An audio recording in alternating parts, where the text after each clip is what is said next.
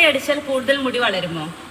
ഒരുപാട് പാരൻസ് പറയാറുണ്ട്, അതായത് 2 പ്രാവശ്യം ഹെയർ കംപ്ലീറ്റ് ആയിട്ട് കളഞ്ഞു നോക്കി, ഷേവ് ചെയ്ത് നോക്കി, പക്ഷെ മുടി വളരുന്നില്ല. 4 പ്രാവശ്യം കളഞ്ഞു നോക്കി, പക്ഷെ ഇതേ അവസ്ഥയിൽ തന്നെയാണ് ഇരിക്കുന്നത് എന്നുള്ളത്. ഒരു കാര്യം പ്രത്യേകം ശ്രദ്ധിക്കുക, നമ്മുടെ ഹെയർ റിമൂവ് ചെയ്യുക, കംപ്ലീറ്റ് ആയിട്ട് ഷേവ് ചെയ്യുക എന്ന് പറയുമ്പോൾ അതിന്റെ സർഫസിലുള്ള ഹെയറിനെയാണ് കളയുന്നത്. അപ്പോൾ ആ ഹെയർ ഫോളിക്കിൾസ് അവിടെ തന്നെ ഉണ്ടാവും.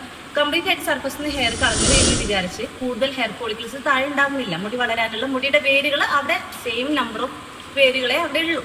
അതുകൊണ്ടാണ് ഷേവ് ചെയ്തതിന് ശേഷം കൂടുതൽ മുടി വളരുന്നില്ല എന്ന സെയിം ടൈപ്പിൽ തന്നെ ഹെയർ വരുന്നത് കേട്ടോ.